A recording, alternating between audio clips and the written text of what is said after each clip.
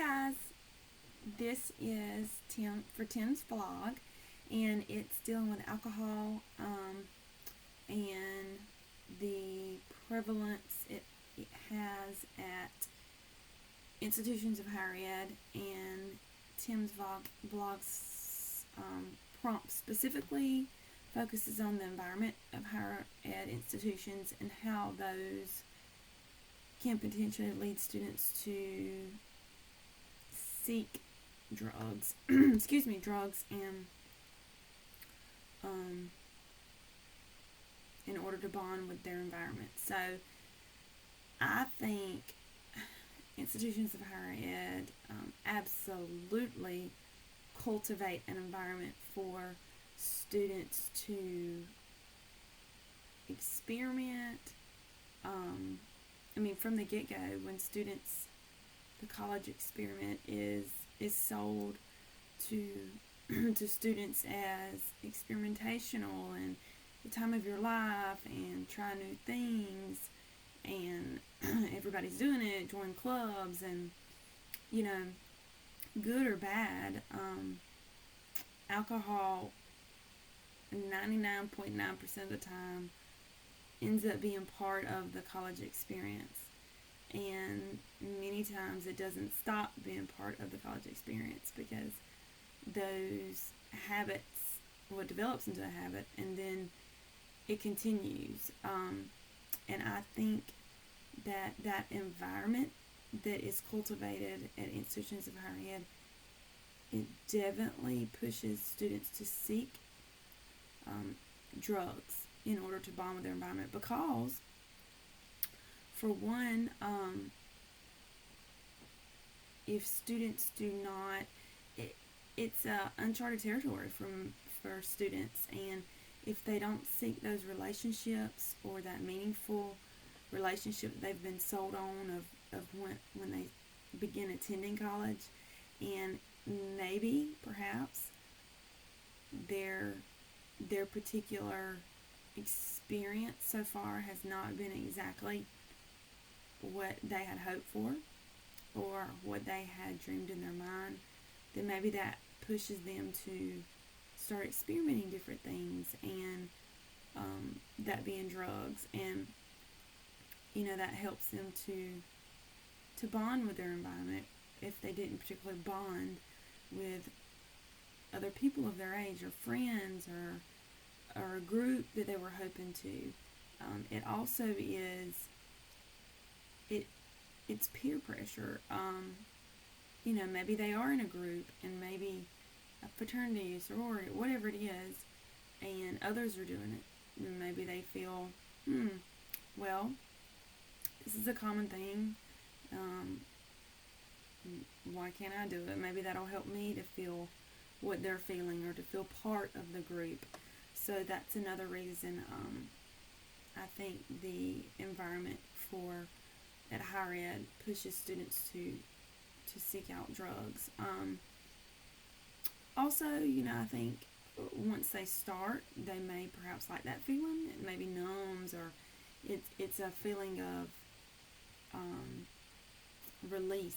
It helps them to just kind of get away from the normal stress of college and the pressure of having to do this, having to be there, having to stay on top of your studies, having to do and be. Maybe this is a type of release for them, and it just kind of numbs everything, and it takes them to a different place to where they don't have to be responsible for all that. And instead of dealing with the reality of the situation or what's going on, it helps them to withdraw and just not have to. So, and then again, I think it's also part of the typical experience. I think students are able to justify in their own mind, hey, it's okay to experiment with these drugs. I think that's perhaps how it begins, it's part of the college experience. Everybody's doing it, and this is how this is how you make friends, or this is what you do in college. And so it's easily accepted. I think even if people discover that you as a student are taking drugs or drink a lot, I don't think it's necessarily seen as negative all the time if you were older, out in the workforce, or it's almost seen as the college experience, and it's justified. It's not as frowned upon, or I don't think students are held as accountable for drugs and alcohol and then it begins as just part of the college experience. It's easily accepted, and then once that is in place, then that's when it goes beyond the experimentation stage to, oh, this is what I do, this is how I release, this is fun, and then it picks up from there and just gains momentum until it's a habitual thing that takes place, and it starts eating away at